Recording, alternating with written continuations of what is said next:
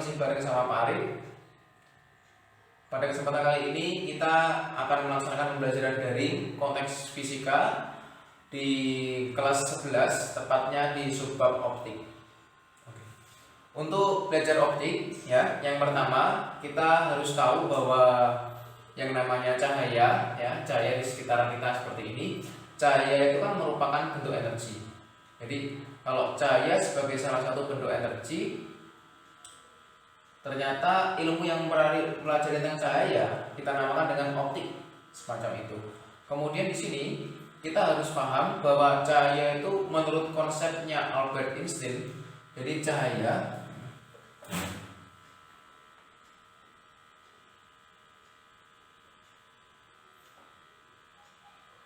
itu memiliki dua sifat. Yang pertama, cahaya bisa bersifat sebagai gelombang seperti ini. Dan yang kedua, cahaya bisa bersifat sebagai materi atau partikel.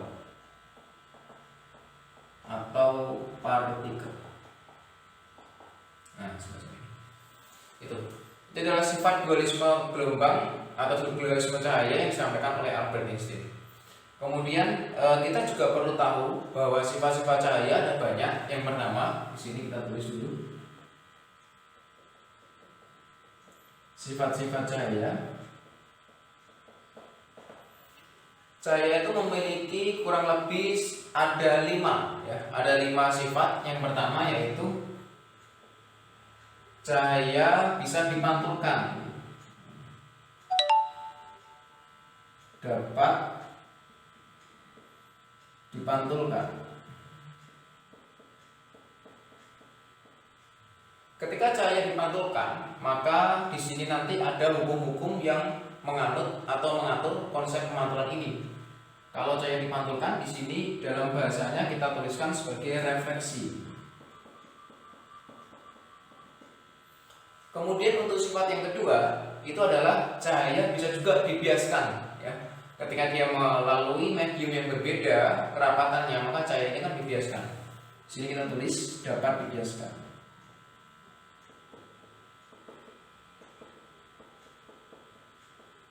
atau refraksi. Untuk sifat yang ketiga, cahaya-cahaya yang kita lihat dalam kehidupan sehari-hari ternyata juga bisa dipadukan antara satu jenis cahaya dengan cahaya yang lain, sehingga kita menganut istilah cahaya itu dapat dipadukan, atau istilahnya adalah interferensi.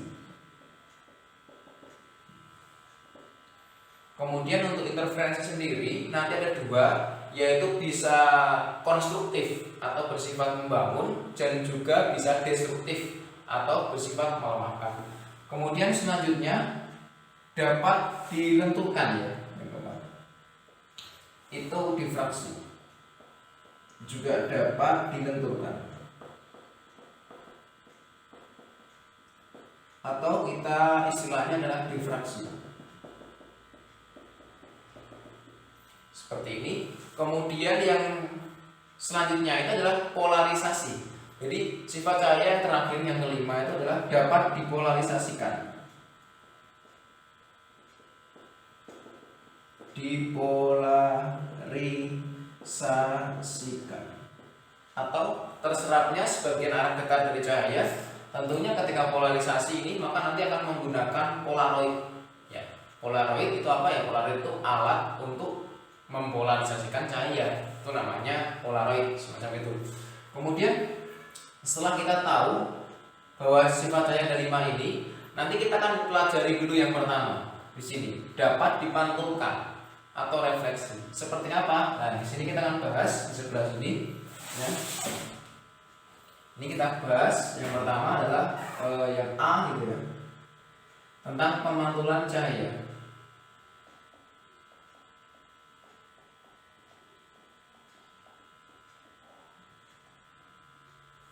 Untuk pemantulan cahaya atau refleksi, maka kita mengenal ada 2 macam jenis pemantulan.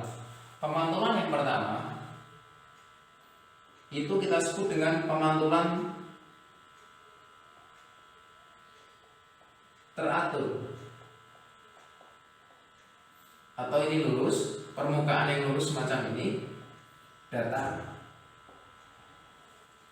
Kemudian cahaya datang dari sisi sini. Nah, seperti ini datang. Kemudian ketika mengenai permukaan yang teratur, maka cahaya ini akan dipantulkan secara teratur. Nah, semacam ini. Ini merupakan jenis pemantulan teratur. Kemudian di pemantulan yang kedua, itu jenisnya adalah pemantulan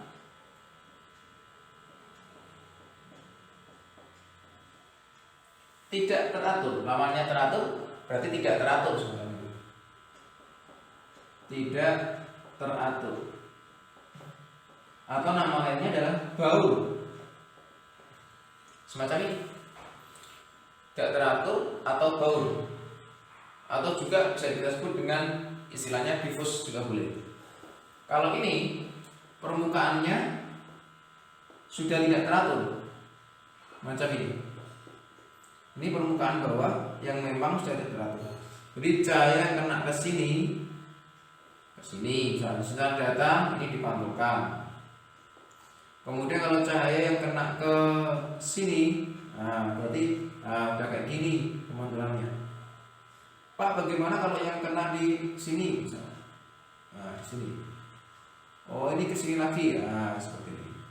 Jadi di sini baik sinar datang maupun sinar pantulnya itu tidak teratur. Mengapa tidak teratur?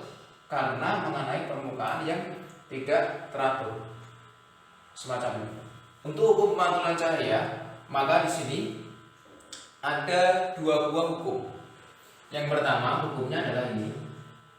Sinar datang, kemudian sinar pantul. Yang kedua, dan juga garis normal.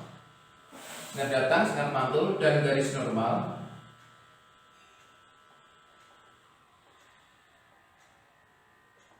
Terletak dalam satu bidang yang datar. Ini adalah hukum pemantulan yang pertama. Kemudian yang kedua, besarnya sudut datang. Besarnya sudut datang nilainya akan sama dengan, ya, sekali lagi sama dengan sudut pantul.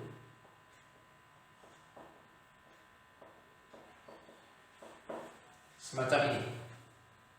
Kemudian kita akan mencoba untuk menggambarkan pernyataan hukum pemantulan ini dalam suatu bidang gambar yang seperti ini. Jadi ini kita perlu gambar dulu. Ini adalah bidang datar, ya. Ini bidang datar. Nah, semacam ini. Ini bidang datar. Kita menyebutnya. Kita tulis di sini bid. Semacam ini bid bidang datar. Kemudian ini lurus. Nah, semacam ini. Ini adalah garis normal. Kita tulis di sini beri keterangan, ya. Garis normal. Kemudian sinar datang, sinar pantul, dan garis normal. Nah, kita adakan sinar datang. Nah, ini sinar datang. Jadi ini itu adalah sinar datang. Sinar datang, kemudian ada juga sinar pantul.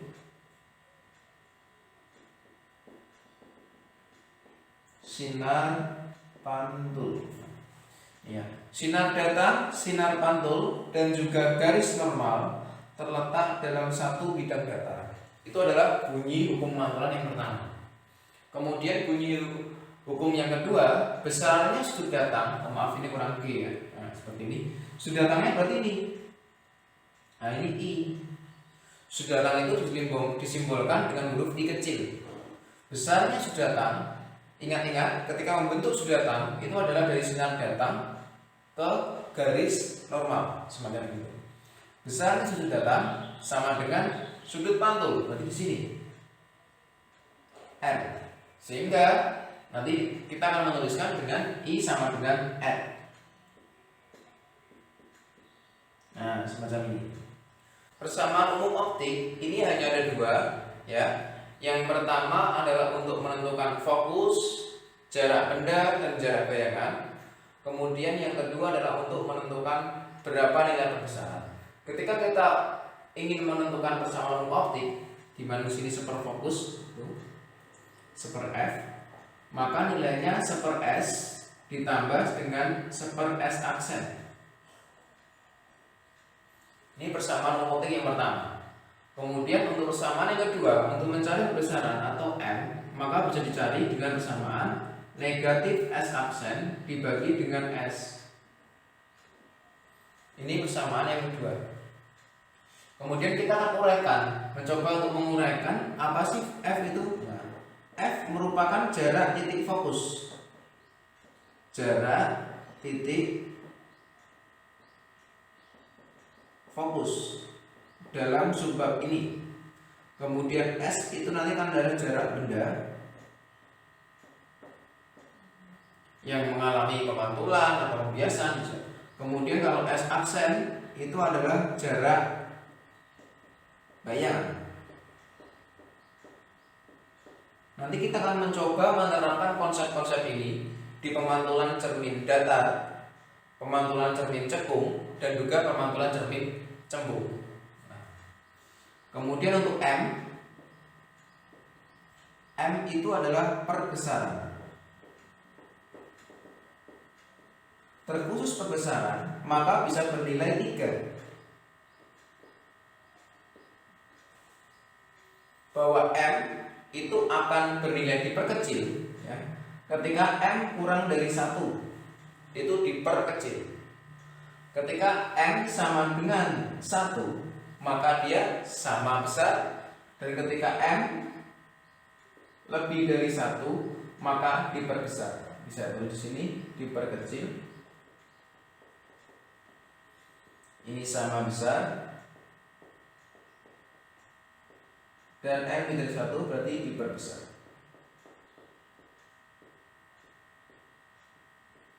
Oke.